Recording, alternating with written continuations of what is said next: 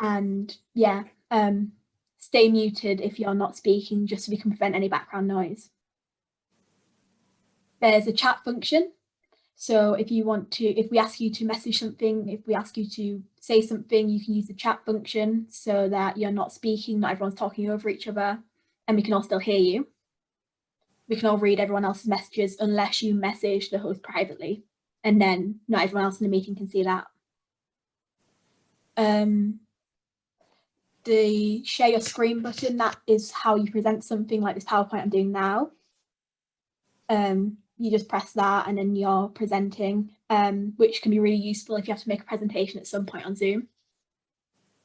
If you want to record the meeting yourself, I'm not sure we have those permissions on here, but that's what the record button's for.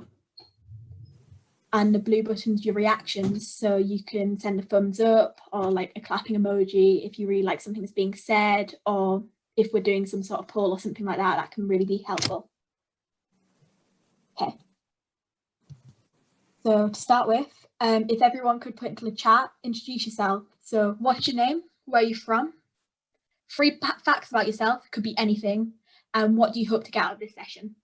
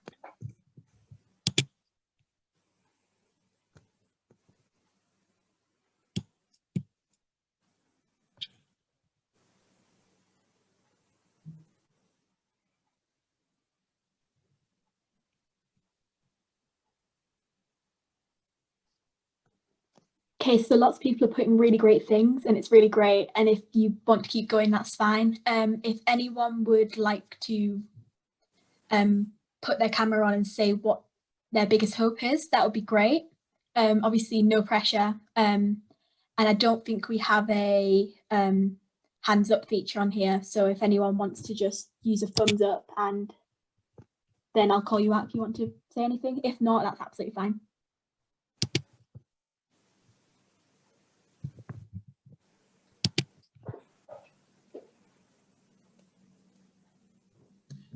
Hi, Leah. Hi. So I think my biggest hope is for young people to still pursue their ambitions and their passions and their dreams during this time in spite of COVID-19. I know it's very difficult when you have sort of hopes, and a lot of changes mean that you can't continue with a lot of things that you plan to. But I just hope that all young people are sort of in your session, getting some wellbeing tips and also pursuing their dreams and passions. Thank you.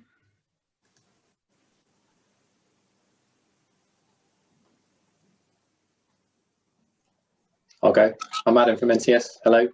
I guess my one big hope is quite a big one, but I just hope that we have a little bit more of a union of people coming together. And with Brexit and everything that's happening, I just hope that at some point in the next 3 to 4 months that we have a point where we feel as though we've come together as a nation and can put everything behind us and move on.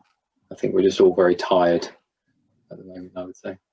Yeah, thank you.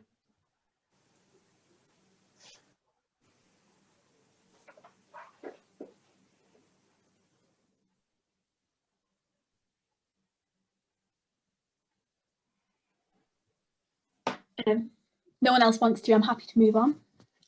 We've got Kahoot here to start off with. So if I share my screen again, there's a game pin if everyone can see that. If you've got a second device, great. If not, don't worry about it. You could open up another tab or you can just leave it for now. And just put in your name, and we've got a few questions and a few polls to ask.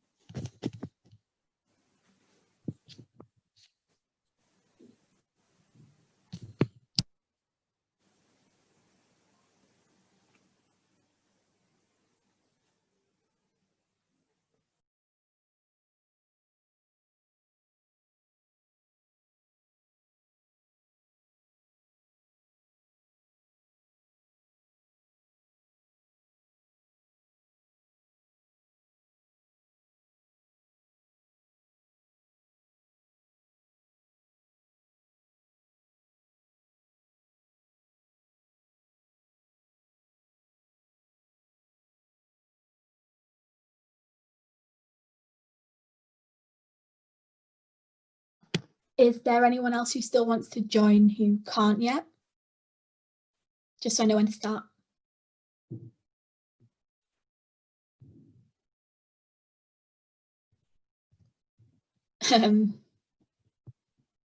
I'll take silence as a no unless anyone's put anything in the chat. I can't see from here, so. Go for it, Leah. Okay, thank you. Okay, so we'll start now.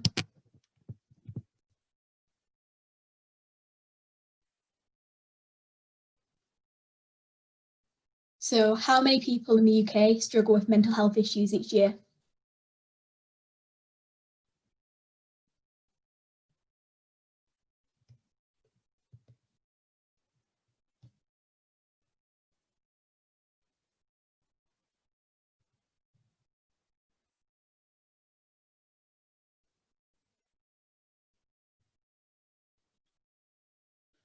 Yeah, so most of you got it.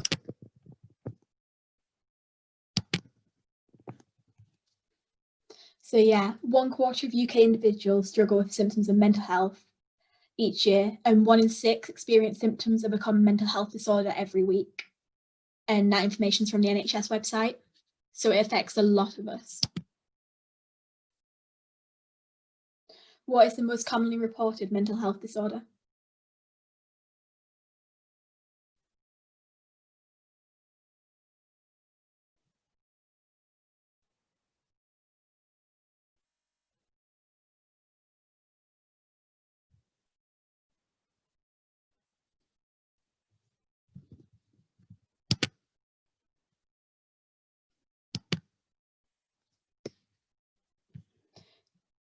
So yeah, 5.6% of people in England believe they have generalised anxiety disorder, so that's your normal worrying. It's to the point where it feels like it takes a real toll on your life, and that is the most common one. And next common is depression. Then it's phobias, so intense fears, and obsessive compulsive disorder. I don't think there's been much change since 2014, but that was the most recent data I could get. So how many people have experienced a decline in their mental health during the coronavirus pandemic?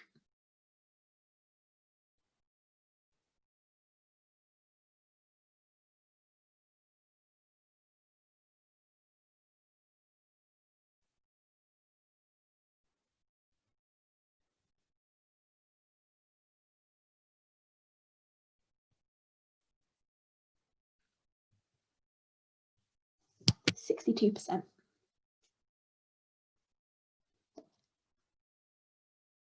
So yeah, a lot of us are definitely feeling the toll of lockdown, isolation, life-changing, but it is those from ethnic minority groups, lower socioeconomic classes, and people with existing mental health issues that have been especially vulnerable.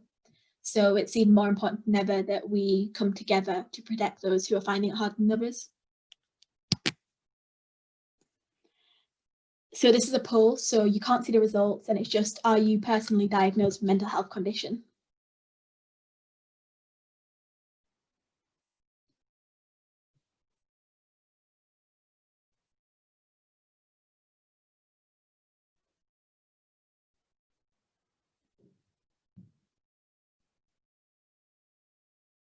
Okay, so on here, 31% of us are, 69% of us aren't.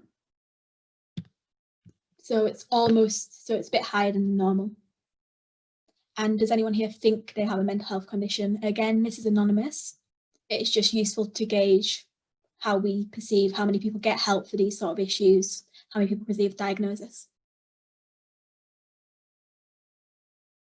Okay.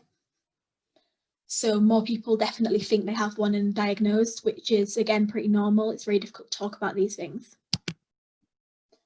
So what does everyone here hope to gain from the session? If you could just write in one word, one phrase, and we'll come up here in a word cloud. And then we'll see what's most common and what's not.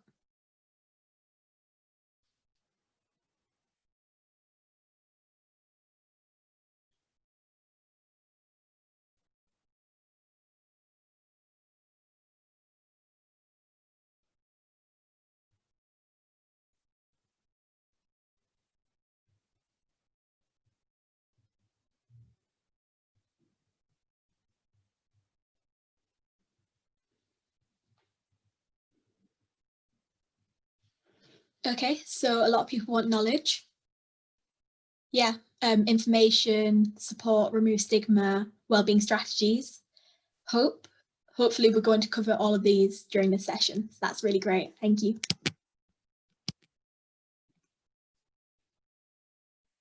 So out of 3 questions, third place is Peter. Second place is Matt. And the winner is Gil. Thank you.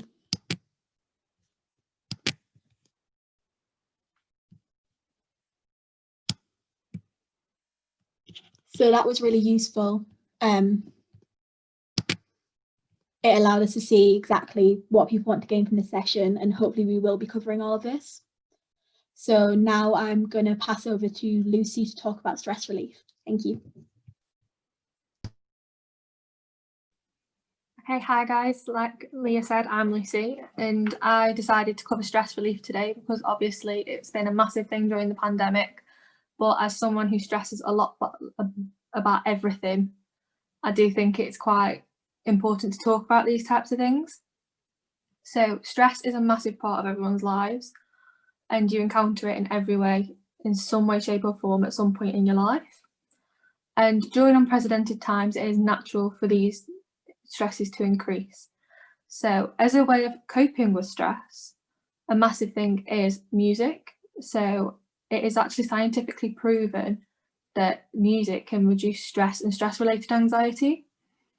So as someone who loves music anyway, I'm an advocate for this, but it actually is proven to get rid of the feeling of emotional and physical tension.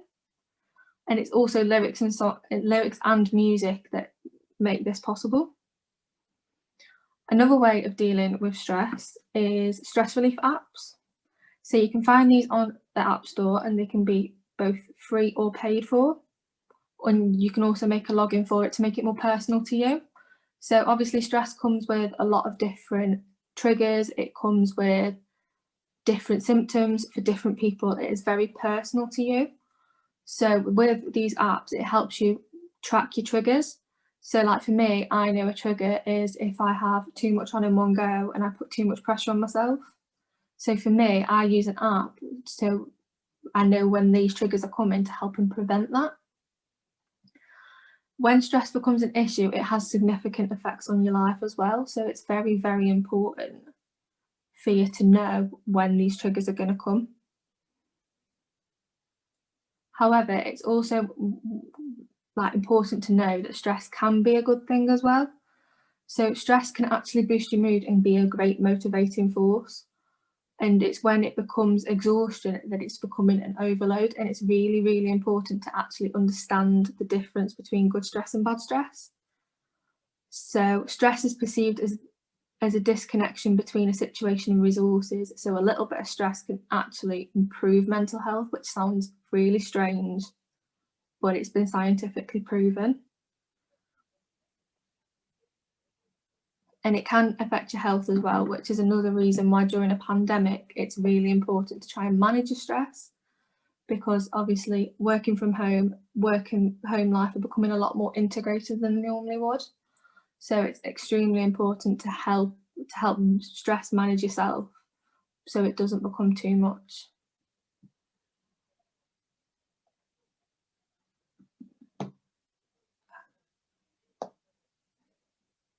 Okay, so I'll pass back over to Leah to talk about mindfulness now.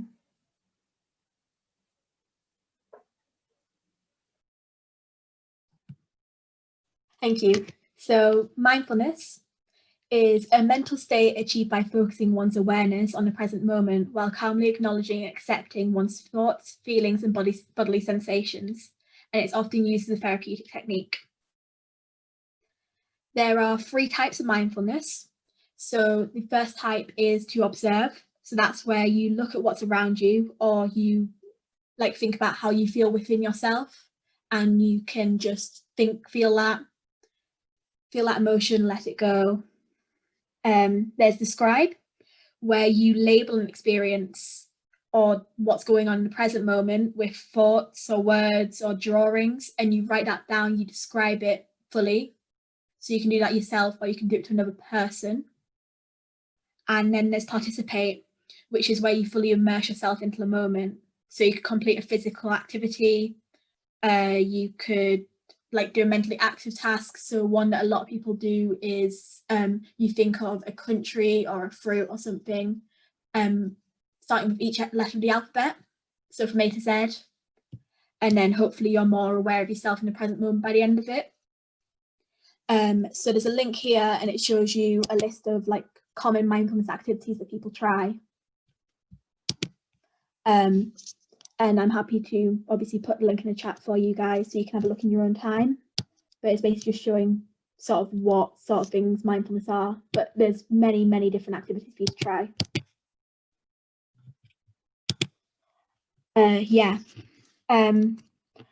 And mindfulness is really, really useful. It relaxes your mind and body.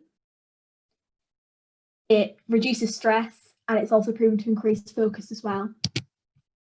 So, but as with all new skills, practice is key. It does take a lot of practice.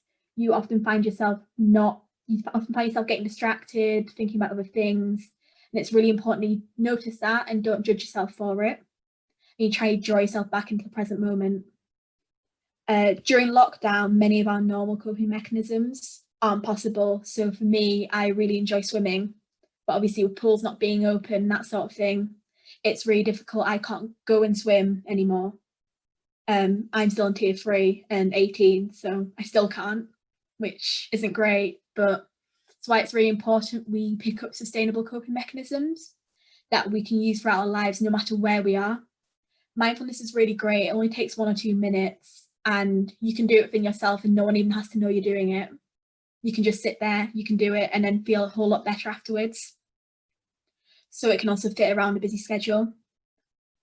But yeah, it's something that I personally find really, really helpful. And I'm going to pass it over to Mal, who is going to take us through a mindfulness exercise so we can all see how it's like. Thank you. Of course. Hello, everyone. Thank you, Leia. Indeed, I'm very glad to hear that you have been practicing and that you see benefit to it. I myself as well have had my life transformed by mindfulness about 5 years ago. I'll give you just a short introduction. So my name is Mal. I am half Brazilian, half Dutch. I live in the UK for 15 years. I am gay, I'm 40 years old. I am married to Erwin for 15 years, and we live in Essex in London still for about 4 years now. We live in a house with 2 dogs and a cat. So this is just like, so you have no sort of mystical thing about me. So this is who I am. So how I came in contact with mindfulness was about 5 years ago. I had a drug use problem and I was not able to cope with it. And I've tried different things. But one of the things that the person who connected me with mindfulness was a hypnotherapist. And we were working together through that. And then I started asking questions about mindfulness, and he supported me with some guidance, and I started practicing, not very long, 10, 15 minutes every day on a bus, going to the gym every morning. And the incredible thing for me was that a few weeks later, I started to feel more confident, and also I started to feel happy with myself from inside out, and which was exactly the opposite that I was doing when I was dealing with my drug problem, where I was using external agents in order to feel happy. And it transformed my life. I haven't taken any drugs, of course, and I've transformed that part of my life, but so many other things have fallen into place. But I felt really confident. I started to grow my confidence, but also I started to be much more self-aware, that even the days that I was not okay, it became acceptable and it became okay not to be okay. So because I was so passionate about, I went on to training and I became a mindfulness coach. And through a lovely friend, Amy, who's probably in this call as well, I've been introduced to yourselves. And what I'm aiming to do here today, after this introduction, is to guide you through a short 5-minute practice where we'll do a breathing practice of mindfulness. So if you guys are ready, I know I am. I'm gonna invite you to find a comfortable position. So we'll start, how do you sit when you're going to practice mindfulness? The idea is that your back is upright and that you're in a relaxed but still alert position. So you can sit on a chair, you can sit on the floor as well. If you choose to sit on the floor, you can use your legs crossed as if you were in a yoga class, or you can just sit on your legs like you have your knees on the floor and you sit on your legs. If you are on a chair, you sit on the chair with your feet flat on the floor and your back upright. Your hands you can have flat on your lap with the palms down or the palms up. You can also have your hands like such. The idea, again, is that you're comfortable and yet in a alert position. So having said that, I trust you have found your comfortable position, and we're going to start our practice, and we'll start with our eyes open, and you just gaze loosely with a loose focus in front of you. And we're going to start with a deep inhale through your nostril and exhale. One more time, an inhale through your nostrils and an exhale through your mouth. And for one last time, a deep inhale through your nostrils and an exhale through your mouth. You can now close your eyes if you wish. And you can go back to breathing normally, in and out through your nostrils. And just check in with your senses. Any sounds, any smells,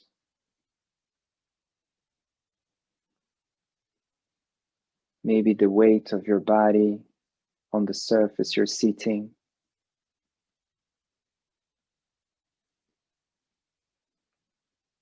Maybe the weight of your hands on your lap. Just notice to anything that's physical in your experience right now.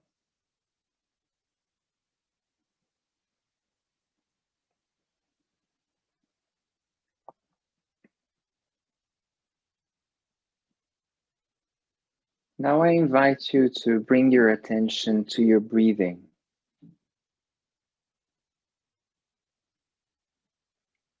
There is no right or wrong way for you to breathe. All you have to do right now is to observe the experience of breathing.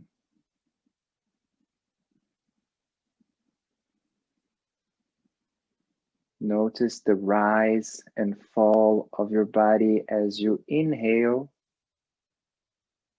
and exhale.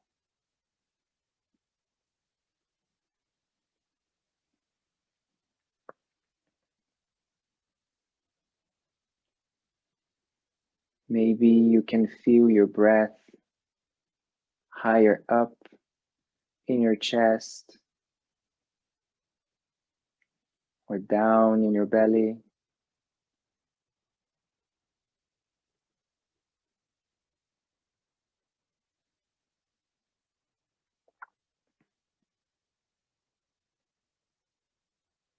Maybe you can feel the cool air coming in through your nostrils as you inhale, down your throat and filling up your lungs. And then you can sense the air emptying your lungs, up your throat, and then the warm air coming out of your nostrils.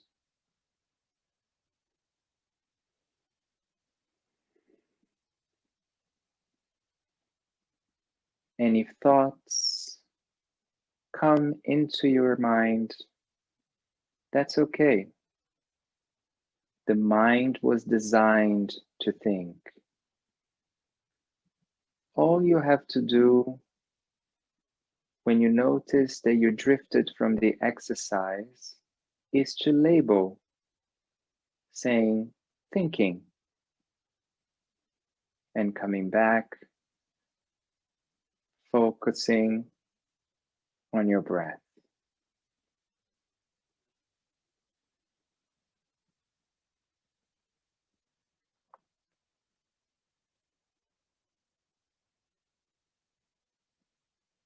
And ease in the space that right now there is nowhere you need to be. There's nothing for you to achieve, but just experience breathing.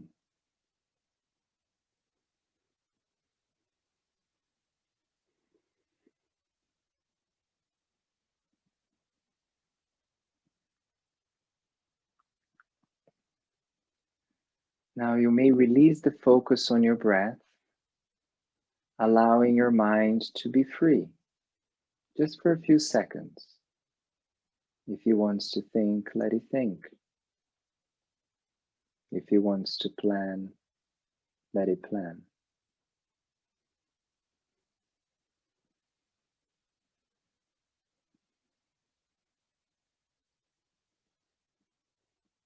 Then bringing your attention back to your senses, to sounds, smells, taste. Maybe you can feel the fabric of your clothing against your skin.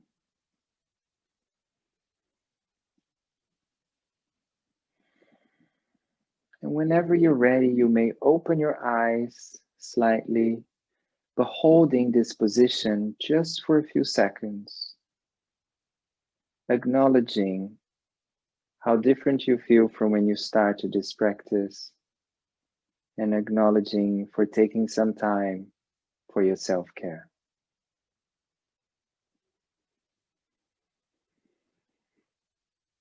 You can open your eyes fully. If you want, you can give a little stretch. Sometimes we want to give a little stretch. So this was a short practice, of course, and I believe we have space for questions in a moment. So I'll go back to Leia, and we move on with the program. Thank you. Thank you. That was great. Yeah. So moving on, we are talking about maintaining your mental health during COVID. So we've spoken about stress relief and mindfulness. So now we've just got our top tips. So there's just 2 of them. So we want you to stay positive and stay mindful. So positivity, we want you to make time to talk to friends and relatives that you might not be able to see in person at the minute.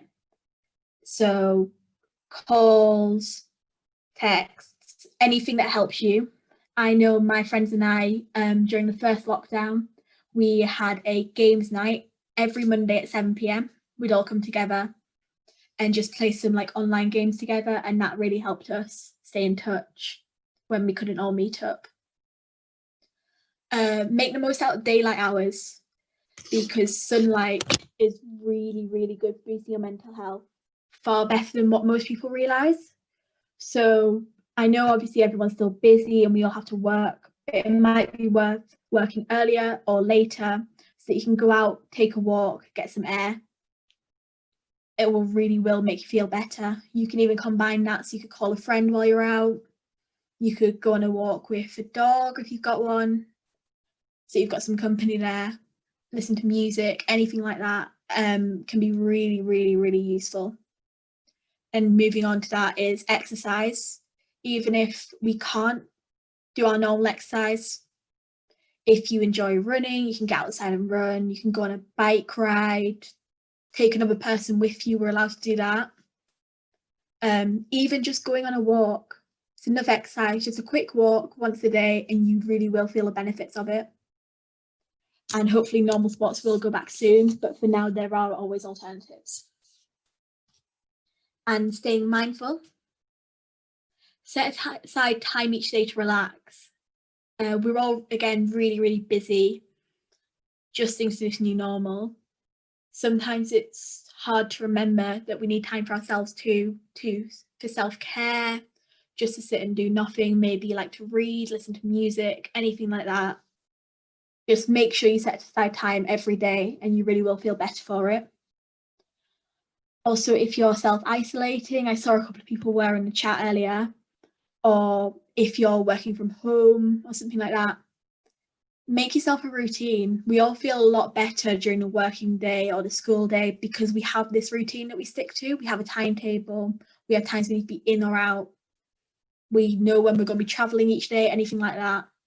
So if you make yourself a routine, so you eat your meals at roughly the same time, then, and you work, say you work mornings and relax on the afternoon, you will be more productive and it means you can definitely make sure you're managing your time effectively. But don't worry if one day it slips. It doesn't have to be completely perfect. Don't compare yourself to other people. I think something to take away is it's been a really strange time for everyone. People cope in different ways, people focus in different ways. And especially during the first lockdown, there's a lot of people picking up new skills, that sort of thing, running all the 5Ks. But if you can't do that, that's fine. What you're doing is enough. You're getting through it. No one else had to get through really something like this before. It's definitely different. And just stay positive within yourself, and we will get through this. Everyone will. It's just really important that you take care of yourself right now. So here we've got some of the main UK helplines, just in case. So Samaritans, obviously for everyone, 24/7. If you're in a crisis, you can call them. Obviously, real emergency, always call 999. But Samaritans are really, really useful. Not even if it's just anything to do with suicide, just if you're having a bad day and you don't have anyone else to talk to, they can be really, really helpful. Papyrus is a special hotline for people under 25. And I think they're open until 10 p.m. So if you need anyone to talk to during the day and you don't have anyone, they can be really useful. And there's Calm, which is specifically for men and male mental health, which is often very much under-discussed. So if you're a male and you'd rather talk to someone who has experience working with men's mental health, and you're age 15 to 35, call Calm there. But also it's worth noting that not everyone's comfortable talking over the phone. I'm not particularly comfortable talking over the phone, but a lot of mental health charities realise that, and they have a chat function or they have a text messaging service, and you can do that instead of talking over a phone. Replies could be a bit slower, so it is something to keep in mind. But there is always a way to contact someone, and there's always something you can do to make yourself feel better. And the NHS website has a full list of mental health charities that offer all these services, as well as a CAMHS or an adult mental health team in your local area if you feel like you need some more specialised help. So there is always a way, and that's all. You can just look it up on the NHS website. Loads of mental health charities, there's loads of people all willing to help you out. And even if you don't feel like you can talk to friends or family and you're in a crisis, you will be able to find someone. So that comes to the end of our main session.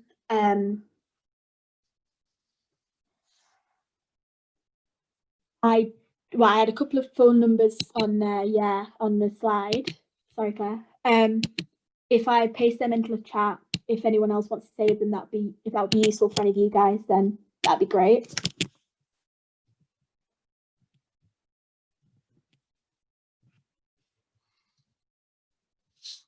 And I will also paste a link to the NHS website where you can find the full list if there's something there. So if you want something specific to anxiety or abuse, substance abuse, any of that sort of thing, you can find something specifically for you, which a lot of people might find a lot more useful. So hopefully that helps. So now we're opening up to any questions anyone has. You can either put them in the chat, or you can turn off your mic, turn off your mute and ask them to us. If you want to ask a specific person, say their name or anything like that, and we'll do your best to answer your questions.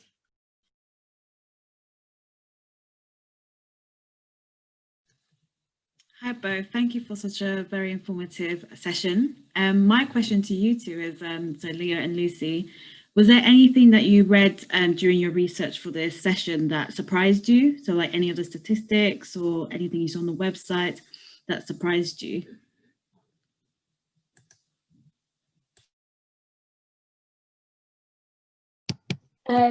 I was personally really surprised at just how many people really were struggling during COVID. I think a lot of people, even though they say it's strange, and a lot of people find it quite difficult to adapt.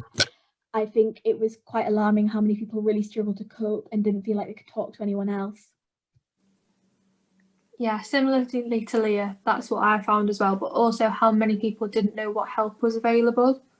Like, it's really surprising that people aren't aware, you know, you can go to a GP if you need help, if it gets to that stage, or there is charities out there. So signposting and directing people is definitely the way forward, I think. Thank you both.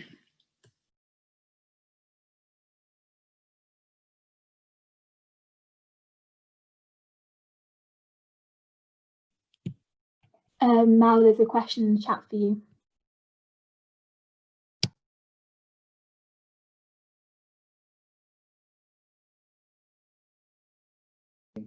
I'm muted. That's not very helpful, is it?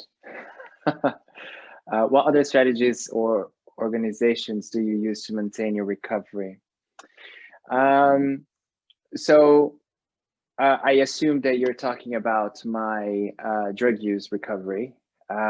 So at the time, the hypnotherapy was my first port of call.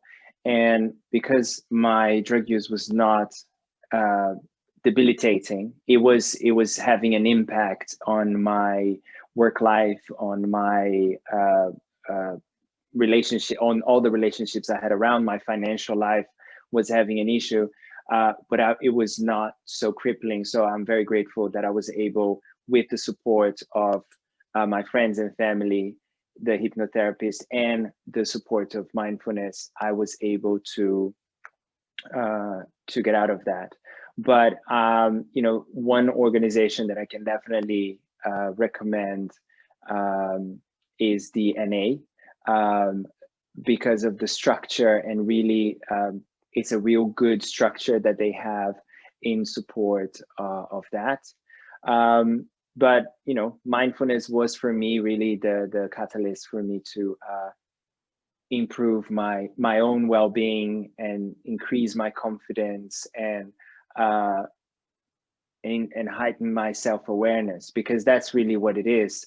You know, we have so much stuff going in our heads that we don't acknowledge what's happening elsewhere in our lives, and what's happening in our heads are just thoughts, and the majority of the thoughts that we have are not even reality. You know, they're just happening in our heads, and we can go in the spiral, and that's what causes anxiety and depression, is this spiral down that we go onto overthinking.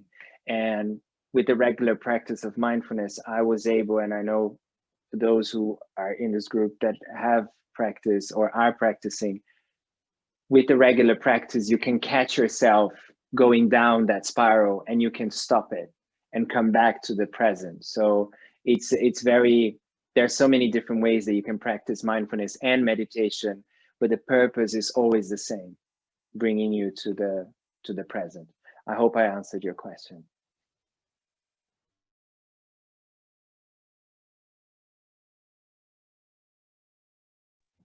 So someone's asked about hope and how we got involved. So I actually got an email from the NCS Trust directly talking about the Hope Youth Advisory Board, and asking, like, would I want to get involved? Can I submit an application? And I did, and then I got contacted a couple of weeks later, and it's been really, really great ever since. I'm not sure if Lucy had anything different. No, mine was the same. I got an email from the trust, and it was a case of putting an application in, and it asked sort of what we thought hope was and how we had hopes, if we had hopes for the future. And we went through that process, and like Leah, it's been a fantastic opportunity. Hi, it's Danielle. I have a question for Mal. I'm Danielle from the Trust. So I've noticed over lockdown or the last few months, a little bit of anxiety has crept in for me, which I've never ever had before, which I think is due to working from home, and everything else is in your, you know, you're doing everything in your flat, working, sleeping, drinking. So I have been going out for walks. Is there anything else you could recommend just to calm yourself down? Obviously the breathing which we've just done was fantastic, but just I found that when I'm anxious I can't concentrate, so I'm all over the place. So it's just that initial, how do you just breathe or just get out in the fresh air? Like, what's a good tip for that perhaps? Of course. Well, it sounds that you're doing a number of things that are already good. So you can go for a walk, you can focus on your breath and just take yourself away from whatever it is that you're doing. The idea is that you can anchor yourself, use whatever instrument you have to hand to anchor yourself in the present.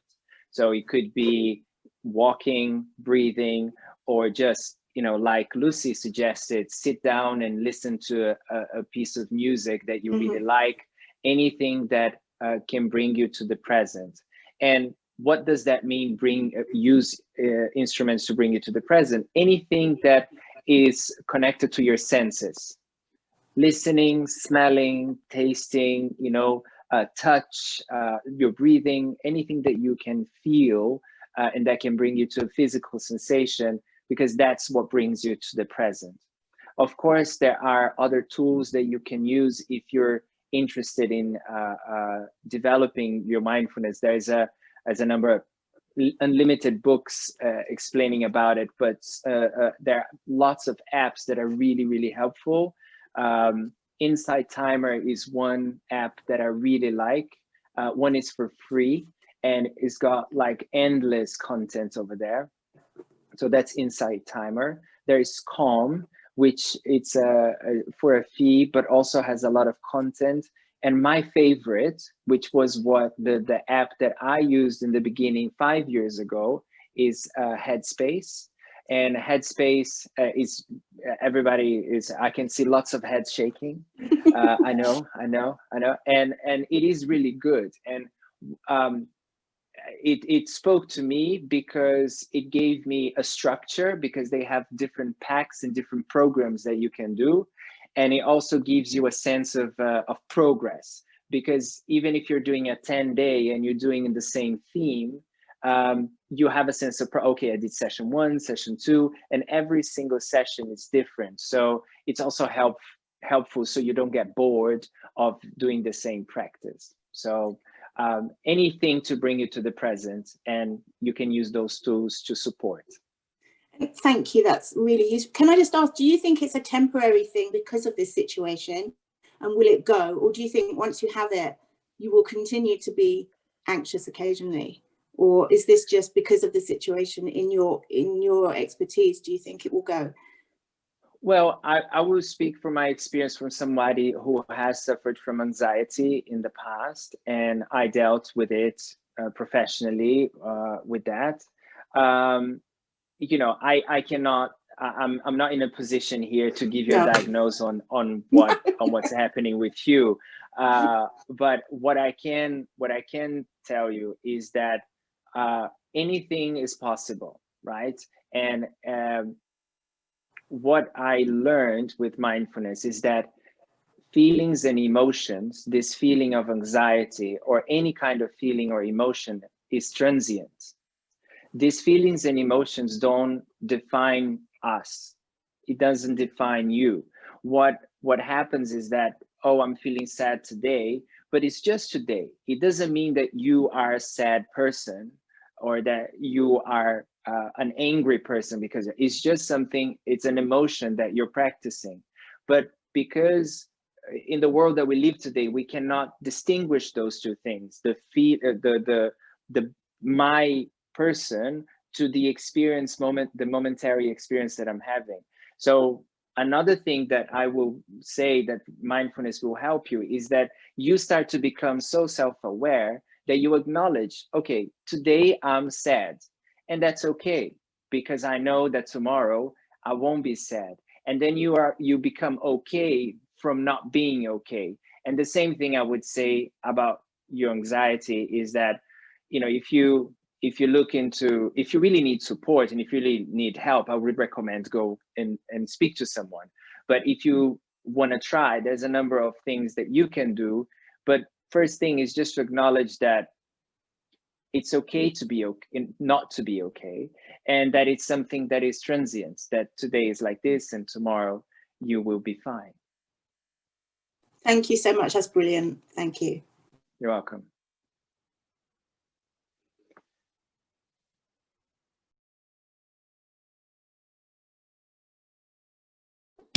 Sorry, muted. There's one more question here asking about mindfulness and how anyone using it has overcome restrictions and what can they do now that they couldn't used to before. So if anyone wants to answer that, that'd be great.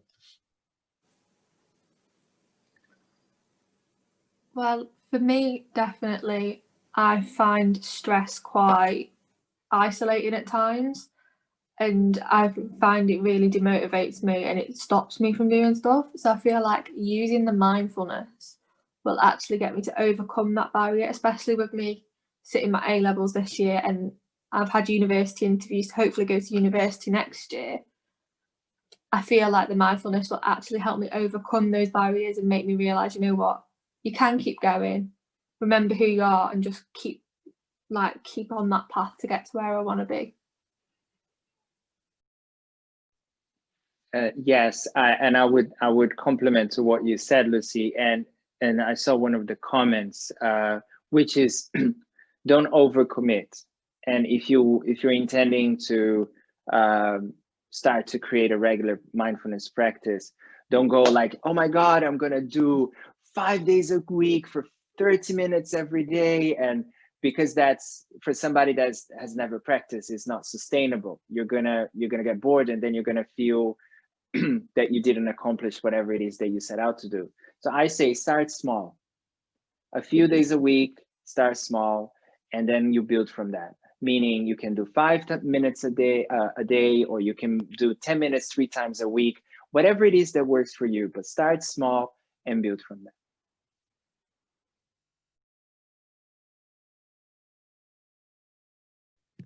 that. Definitely. And also I think it's worth talking about how mindfulness, while it is a great treatment, it's not a cure for a lot of mental health conditions. It's great, but it needs to be complemented with other things. So if something's really becoming a problem for you, the best thing to do is to speak out about it. GPs are very helpful, very understanding, and so will a lot of other people in your life. So parents, teachers, anything like that. Everyone really does want to help you. People aren't as bad as you think for the most part, and if you don't speak up, you're unlikely to get the help you need. It's definitely the most important thing to do.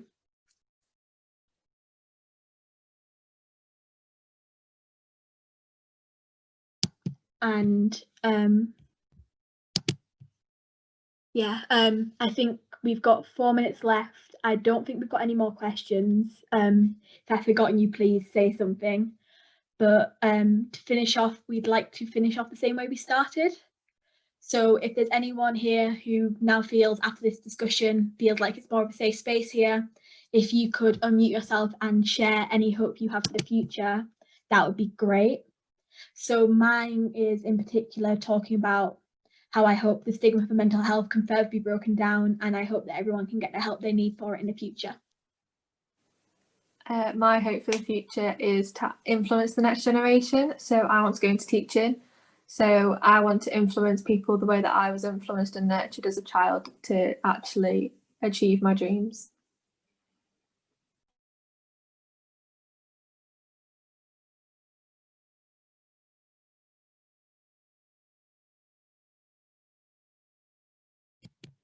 If you would rather just put something in the chat, that's okay too. I would say that my hope for the future is that we can live a happy life with being whoever we are, with full acceptance of whoever we are.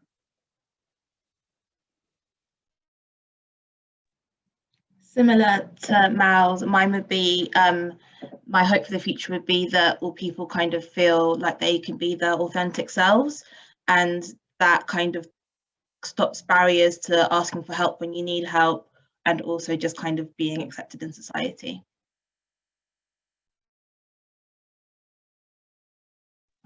Thank you.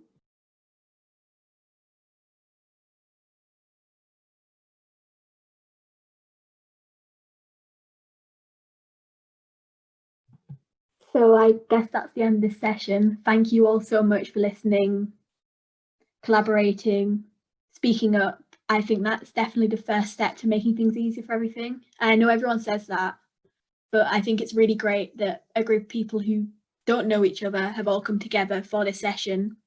And I really hope you've all got a lot out of it. Thank you.